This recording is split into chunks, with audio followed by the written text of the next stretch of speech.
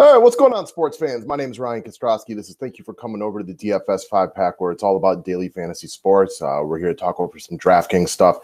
Tip of the day segments like this, just take a few minutes and discuss some of the little nuances that go into daily fantasy sports.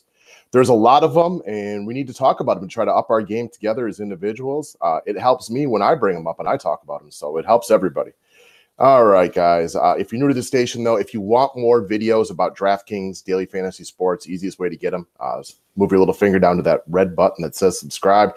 And for those of y'all who are nice enough to do it on a daily basis, thumbs up in the videos, giving it the like. It does help you. It does help us a ton. So thank you very much for that. Every day we'll be bringing this up, guys. If you want to do like a small dollar donation to help support the show, keep us with the lights on and the internet going and everything like that, it is appreciated. 1 out of 8 people who sign up at Patreon will win a free month of DFS services. It only requires a minimum $2 pledge. Anybody who signs up at Patreon will also get the free members only video for that day. So you're definitely getting some value out of it. And one more thing before we hop into today's tip, guys. If you are a Packers, Bucks, or Brewers fans, I have started a second YouTube show. The link to that is down below. It's just about my home Wisconsin team. So if you live in Arizona and root for Phoenix and the Diamondbacks, probably not applicable to you. But if you like those teams, they're up there. All right, guys. So one of the most common questions that I get on a probably almost a daily basis is, what kind of contest should I play in? Which contests are the best one? 2 main points to this one. One, this is personal preference, guys. I can't tell you what your political beliefs are going to be. I can't tell you how you should handle your money. I can't tell you what kind of movies you're going to like. That's all about personal preference, right? These are all things that we have to choose as individual. And the other one is, there is no magic contest.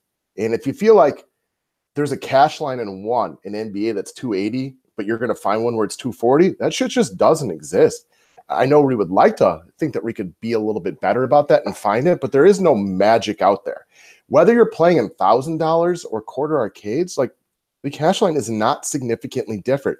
You might expect it to be on average a point or two higher in the bigger money contests, but a lot of those big money players also mass enter the smaller contests. So there is no magic tournaments. There is no magic cash games or anything like that.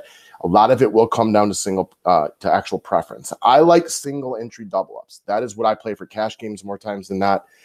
I don't want some lineup provider going out there and pushing a good lineup that all of his customers have and they mass enter and take up 25% of the cash line. Not interested in that. I want single entry. That's why I hit up a $25 single entry all the time. It's a pretty ho-hum, middle of the road type of contest that I feel comfortable with. But again, it comes down to personal preference. Matt used to love head-to-head. And the reason he would play head-to-head is from the personal preference standpoint that he knew who he was rooting for and who he was rooting against. It was really simple. It wasn't that the cash line was different or that he had any secrets that made it more profitable. He enjoyed the game more because he knew exactly which players he was hoping to tank and exactly which players he was rooting for. He wasn't spreading it around 30 different lineups and kind of rooting for anybody. It made the game more enjoyable to him. Now, while I don't like head-to-head, I think that is an extremely valid and sensical way to look at things. Logical. It's a great way to look at it. I didn't play that way, but I get it, and I see why that would appeal to somebody. When it comes to GPPs, the two of us, we don't do max entry tournaments. If that's your thing, then go ahead and grab the ones where you can go 20 or 200 or whatever it might be. That's not something that we like to do. I like single entry GPPs or the 3-entry max.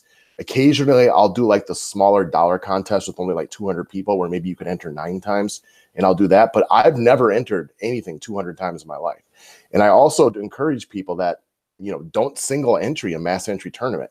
Odds are you're going to get in there with a bunch of people using optimizers, and your odds of winning it with one lineup are just really, really low. I'm not saying you can't. We've all had good finishes in tournaments like that. It's just not a long-term, sustainable, profitable, business model for DFS. So I would not single entry mass entry tournaments on the regular. We like 3-entry max and single entry. Another thing, and probably the last thing I point out for when I'm doing GPP entry, I like payout structures where first place isn't way above and beyond second and third place, because at that point, if you don't win it, that is an unsustainable model for long-term DFS profitability, because you're very rarely going to get first place. I mean, I play this game all the time, and while I focus on cash games, I enter GPPs. I've only won 5, 6 tournaments in my life. Again, I don't mass enter GPPs. I do a lot of single entry and 3 entry max, but maybe like 5 or 6 GPP wins, and this is going over 5 years. It's not easy to get first place. Now, if you enter 200 lineups every single day, you're going to have more first place than that, and it's difficult to win based on a single entry or 3 entry max. But I know realistically, when I enter a tournament, I'm not winning this thing more times than not. So I like to know that first place, second place, third place, there's not a huge major drop down. That's why the Millionaire Maker is just a shit contest, in my opinion, for football. Because when $1 million goes to first place and like second place gets like 100 or 200K, I mean, if you don't win it, that is just an awful, awful contest for any version of long-term sustainable profitability. So that's how I view it, guys. Again, though, a lot of this is personal preference, man. If your goal, and you got plenty of money and you got a great job and money's not an issue, and your goal is to try to become a millionaire, go do your thing on the Millionaire Maker. Who am I to tell you what to do? It's personal preference. I just think overall it's a bad contest to enter. All right, guys, that's what we got for today. We'll see you in a little bit for our regular scheduled NBA DFS advice. If you haven't done it yet, subscribe to this channel. The thumbs up is always appreciated. And thank you for all the help and support you give us that allow us to do this for a living. It's all up to you guys. Thank you very much.